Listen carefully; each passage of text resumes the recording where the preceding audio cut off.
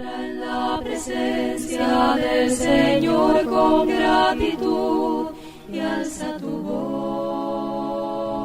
La revelación del caso de la mujer adúltera en Juan capítulo 7, versículo 53 al capítulo 8 y el versículo 11, más que todo, es la presentación de dos actitudes en contraste. Primeramente, la actitud de los escribas y fariseos, y luego la actitud tan diferente de Jesucristo. Los dirigentes religiosos estaban interesados únicamente en aprovechar y usar a esta mujer para condenar a Cristo, condenarle a ella.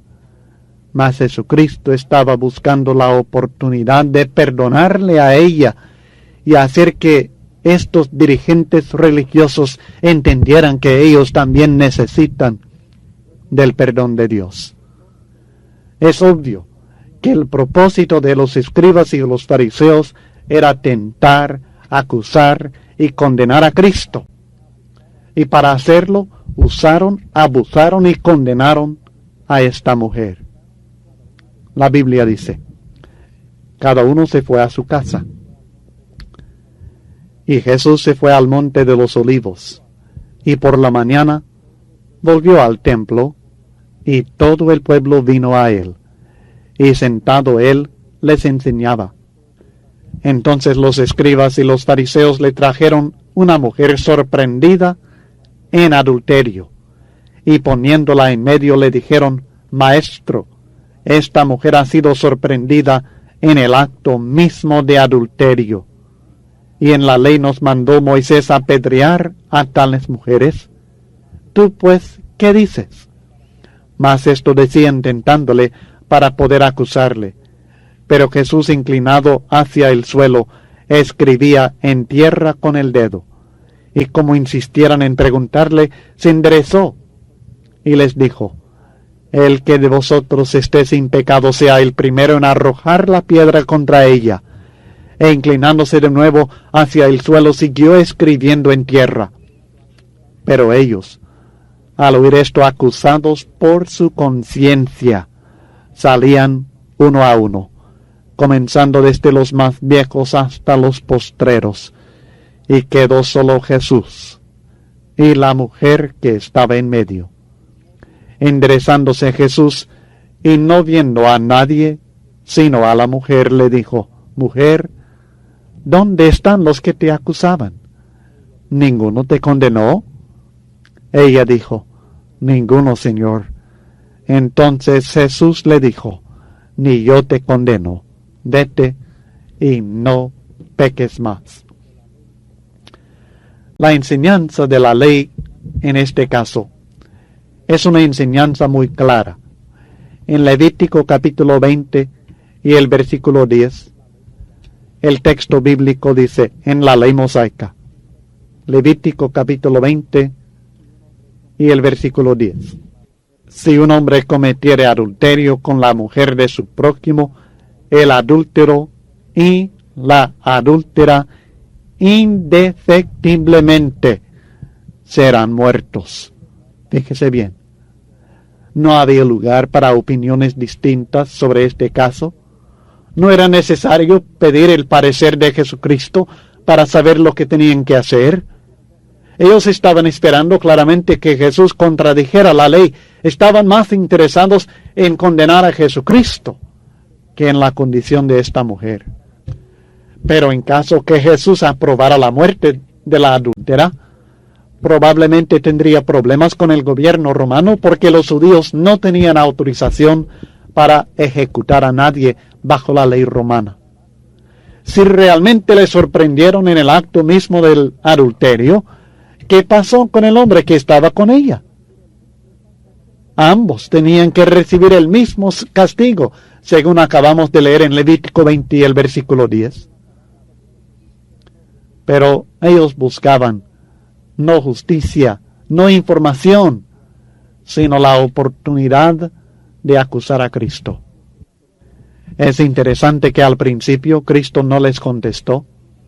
Y a propósito, no sabemos lo que Jesús escribió en la tierra. Yo sé que algunos saben lo que escribió, pero nosotros no lo sabemos porque la Biblia no lo dice.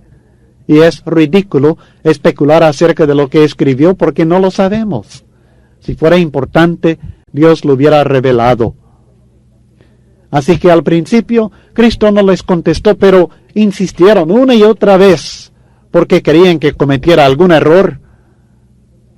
Y Jesús les tuvo compasión y trató de hacer un impacto positivo en sus vidas, porque quería que reconocieran su hipocresía, quería que sintieran la pena por su maldad descarada y que sintieran su necesidad del perdón de Dios.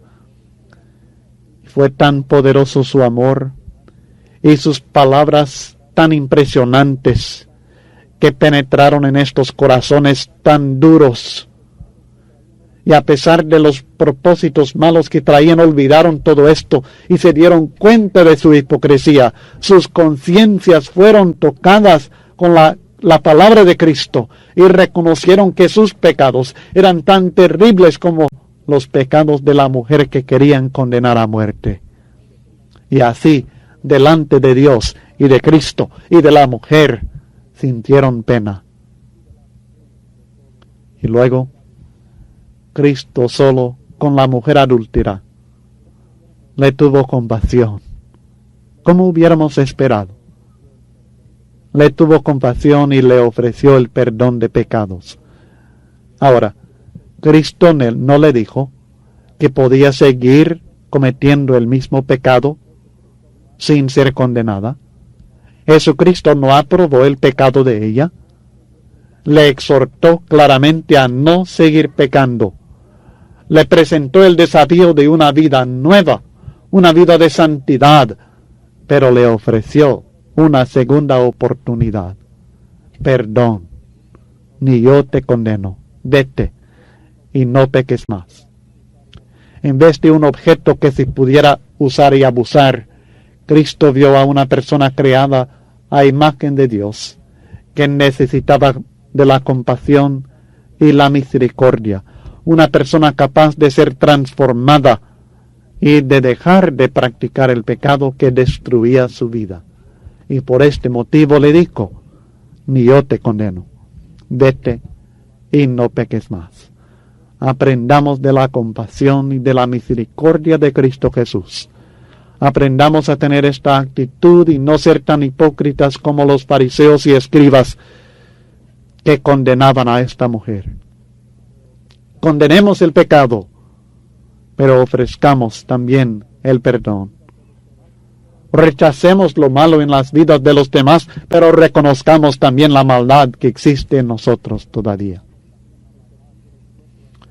Luego, en los versículos 12 al 30, Cristo presenta un discurso muy importante a los fariseos.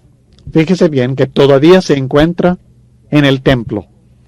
Ahí es donde estaba. Se había llegado por la mañana al templo. El pueblo vino a él y él estaba sentando enseñando cuando vinieron con este caso de la mujer adúltera. Y luego Cristo siguió enseñando, comenzando en el versículo 12. Recuerde que la ocasión es siempre la fiesta de los tabernáculos. Todo el tiempo en el templo donde Jesús se encontraba en esta ocasión había candeleros. Y también en esta fiesta especial de los tabernáculos recordaban el tiempo en el desierto cuando sus padres fueron guiados por la luz de Dios. Y así es que Cristo empieza declarando, yo soy la luz del mundo. Y con esta declaración, que Él es la luz del mundo, comienza un conflicto entre Él y los fariseos. Leamos lo que el texto dice. Otra vez Jesús les habló diciendo, yo soy la luz del mundo. El que me sigue no andará en tinieblas, sino que tendrá la luz de la vida. Entonces los fariseos le dijeron, tú das testimonio acerca de ti mismo. Tu testimonio no es verdadero. Imagínese lo que Cristo estaba declarando. Él estaba diciendo, yo tengo lo que ustedes necesitan. Yo tengo la luz que ustedes necesitan. Les estaba ofreciendo guía para que lleguen al Padre. Les ofrece la orientación moral y espiritual que todos necesitan.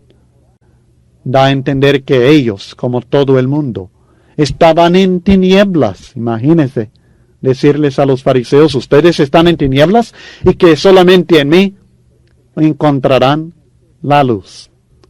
Al declarar Cristo en Juan capítulo 8 y el versículo 12, yo soy la luz del mundo, Él estaba declarando su superioridad sobre la humanidad y aun quizás su divinidad. Les está aclarando que lo necesitan porque la iluminación espiritual y moral depende de Cristo, la luz del mundo. Aquellos que carecen de conocimiento, Jesucristo les colma de sabiduría.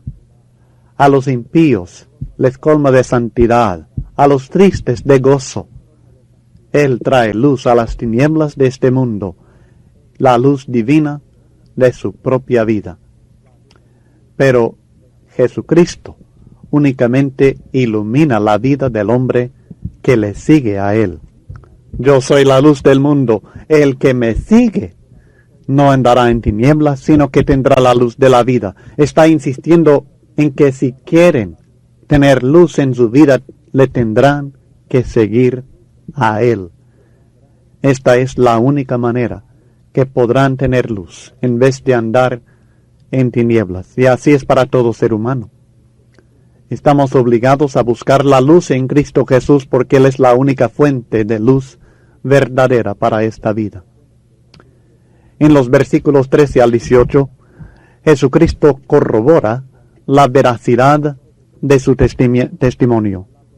Entonces los fariseos le dijeron, tú das testimonio acerca de ti mismo. ¿Tu testimonio no es verdadero?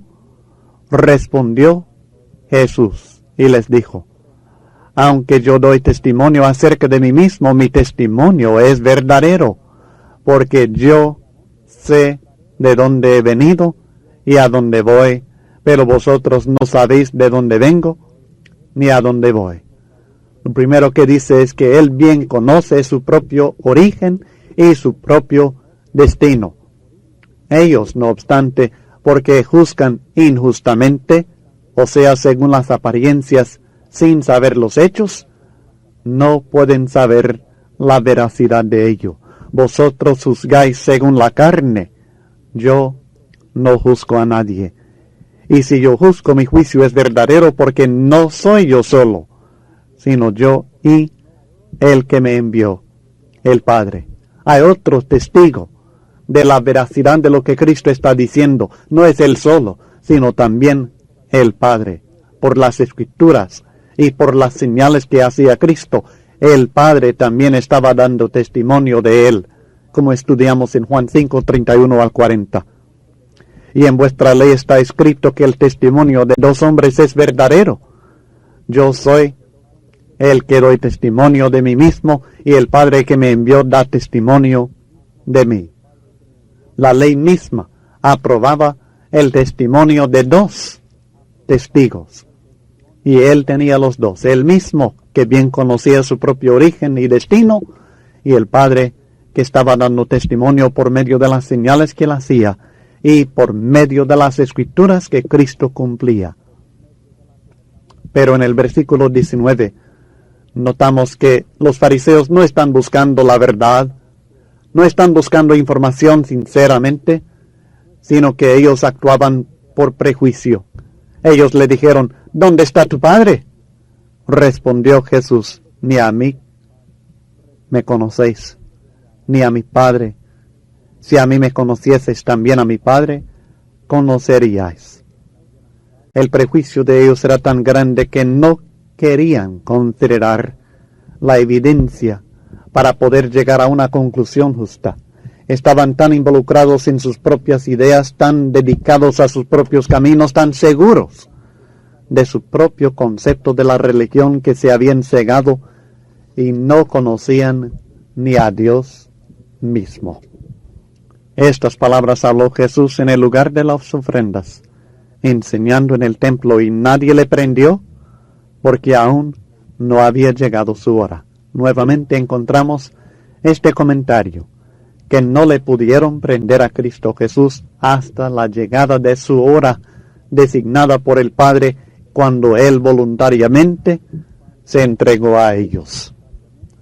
En el versículo 16 hay una declaración que es muy importante en relación a una doctrina falsa acerca de la deidad, o sea, lo que algunos llaman la Trinidad. Me refiero al concepto falso que enseñan algunas religiones, que Jesús y el Padre sean la misma persona. Esta herejía es muy peligrosa. Y Juan capítulo 8 y el versículo 16 es uno de muchos versículos en el Evangelio según Juan que presentan clara e inconfundible enseñanza que aunque Jesús es Dios, Él no es la misma persona o personalidad que el Padre.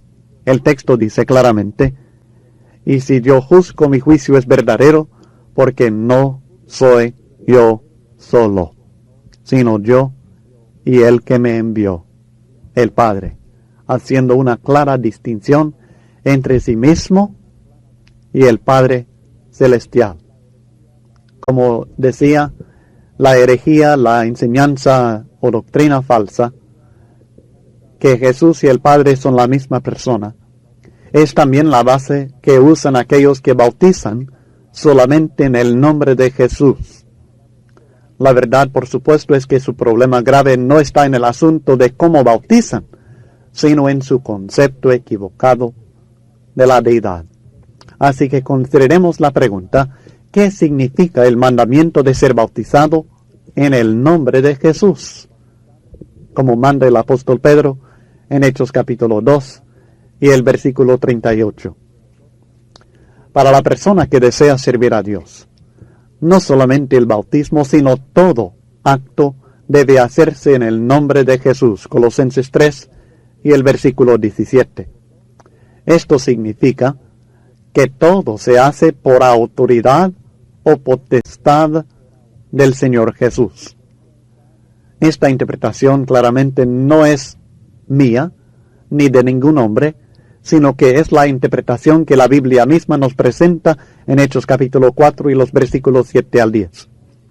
Comenzando en Hechos capítulo 3, encontramos que Pedro había sanado a un cojo por el poder de Cristo.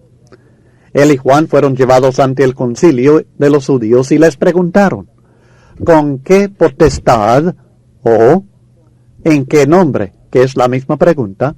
¿Con qué potestad o en qué nombre habéis hecho vosotros estos? Ahora, note bien la pregunta, porque dice lo mismo de dos maneras. ¿Con qué potestad habéis hecho vosotros esto? Es decir, ¿en qué nombre habéis hecho vosotros esto? Lo que aprendemos de este texto bíblico es que hacer algo en el nombre de alguien es hacerlo con la potestad de ese individuo. Y cuando el apóstol Pedro contestó la pregunta, dijo: ¿con qué potestad hicimos esto?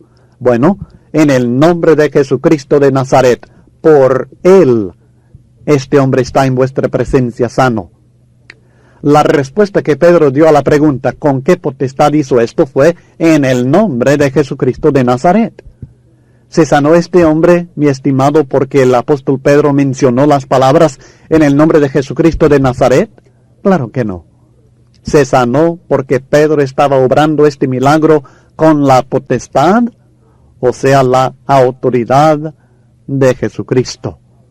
No lo podía hacer con su propia potestad, o sea, en su propio nombre. Tenía que hacerlo en el nombre, o sea, con la potestad de Jesucristo. Encontramos prueba de esto mismo en Hechos capítulo 19, cuando Pablo estaba obrando milagros realmente. Y el versículo 13 dice, Hechos 19, 13. Pero algunos de los judíos exorcistas ambulantes intentaron invocar el nombre del Señor Jesús sobre los que tenían espíritus malos, diciendo: os conjuro por Jesús, el que predica Pablo. Había 7 hijos de un tal Esceva, judío, jefe de los sacerdotes, que hacían esto. Pero respondiendo el espíritu malo dijo: a Jesús conozco y sé quién es Pablo, pero vosotros, ¿quiénes sois? Claramente invocaron el nombre de Jesús, pero no pudieron obrar con la potestad de Jesús. Así que realmente no lo estaban haciendo en el nombre de Jesucristo, porque no lo hacían por la autoridad ni con la potestad de Jesucristo. Por tanto, el mandamiento de ser bautizado en el nombre de Jesucristo significa sencillamente que debemos ser bautizados por la autoridad, o sea, con la potestad de Jesucristo, no por la autoridad de ningún otro.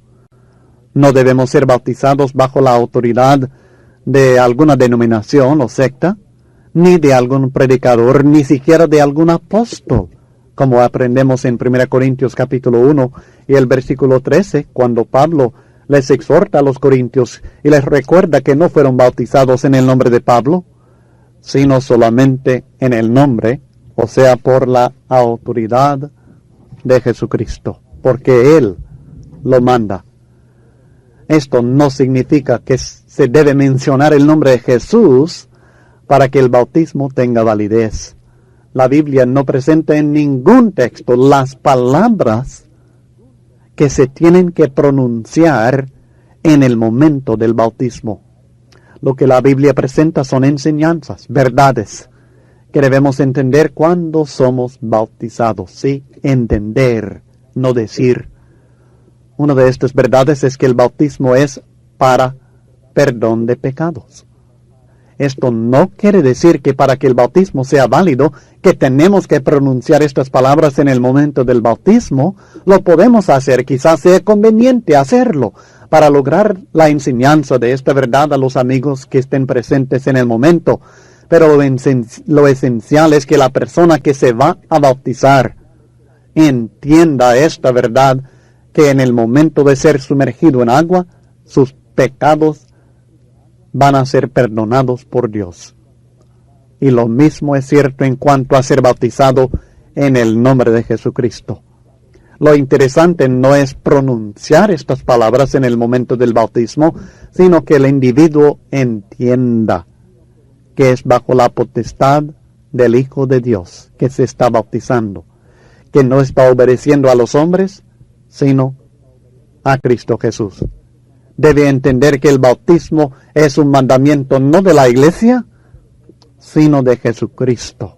Debe entender que el bautismo tiene poder de darle la salvación solamente porque se hace con la potestad de Jesucristo.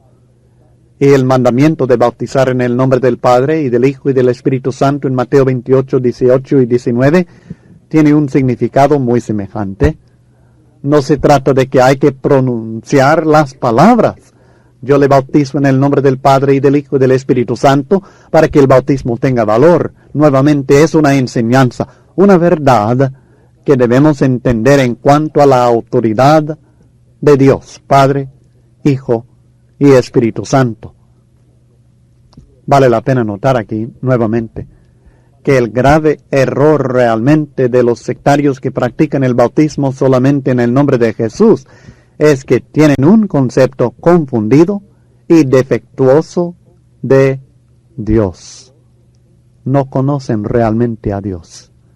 Creen que Jesús es todo, Padre, Hijo y Espíritu Santo, una sola personalidad. Ellos hablan de Jesús solo, pero lo hablan sin base bíblica. El único texto que conozco en toda la Biblia que habla de Jesús solo es Juan 8:16 que estamos estudiando, y en este texto Cristo dice, no soy yo solo, sino yo y el que me envió, el Padre. Hace una clara distinción entre su propia persona y otra persona, el Padre. Jesús y el Padre no son uno solo. Para Jesús la base para decir que no es Él solo es que hay dos testigos. Jesús, uno, y dos, el Padre. Estos versículos son posiblemente los más claros de muchos textos que enseñan lo mismo. En el estudio impreso en las páginas 104 y 105 encontrará una lista de textos que enseñan lo mismo, y creo que usted entenderá cada uno de estos versículos en relación al tema.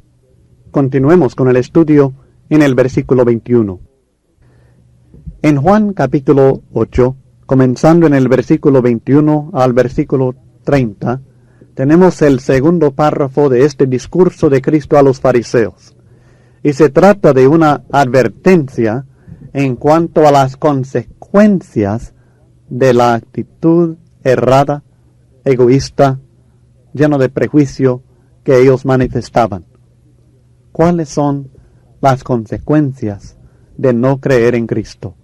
Juan 8, 21 al 24 declara que el que no cree en la divinidad de Jesucristo morirá en sus pecados. Otra vez Jesús les dijo: yo me voy y me buscaréis, pero en vuestro pecado moriréis.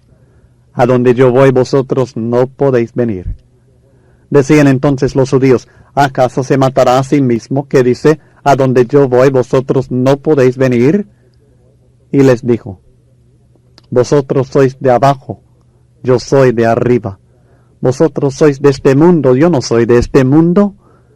Por eso os dije que moriréis en vuestros pecados, porque si no creéis que yo soy, en vuestros pecados moriréis.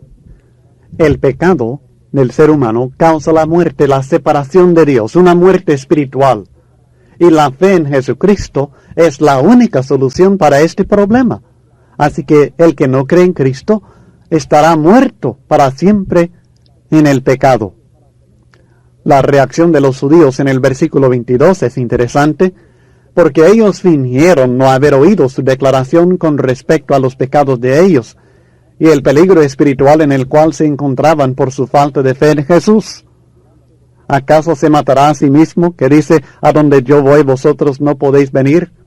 Insinuaron que Jesús estaba contemplando suicidarse.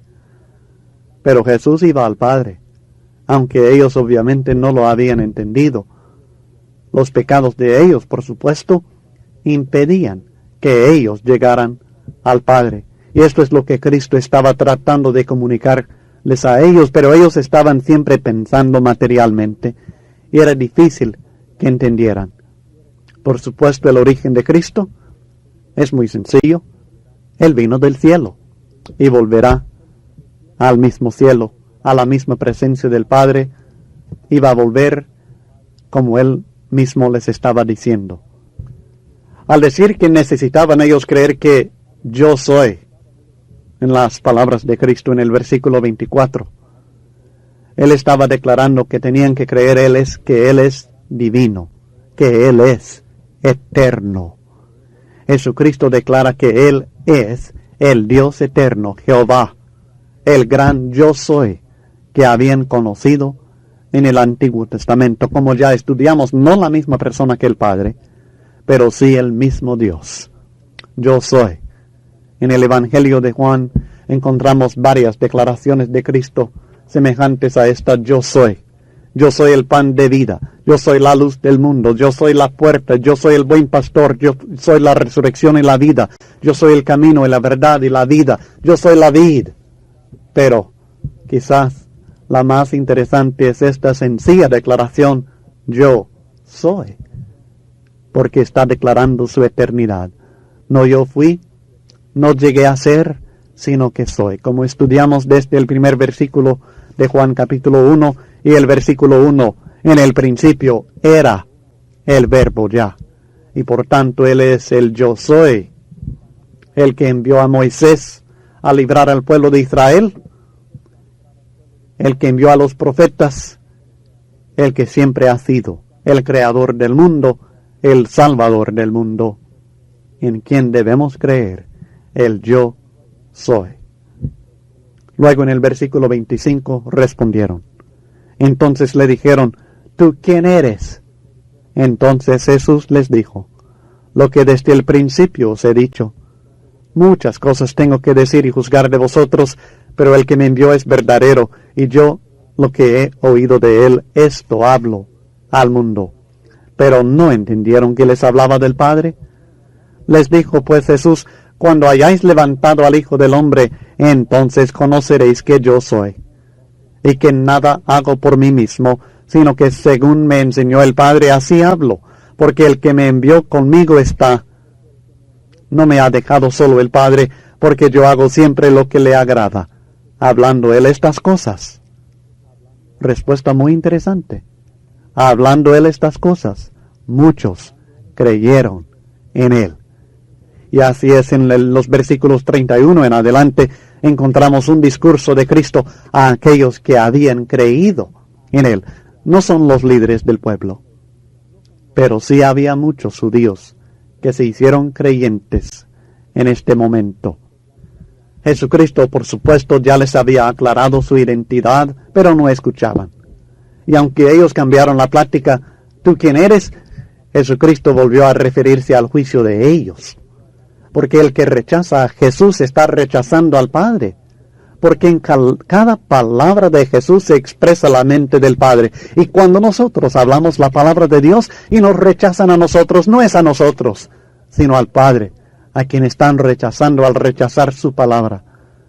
Aunque Jesús les había dicho claramente que el Padre le había enviado el poder del prejuicio, del orgullo, de la vanidad, les había cegado la mente para que no entendieran de quién hablaba. Y así es que no entendieron que les hablaba del Padre. Palabras tan claras como las que Cristo habló, pero no pudieron entender. Y no entendían hasta la crucifixión de Jesús, que realmente iba a dar a conocer su persona y su propósito.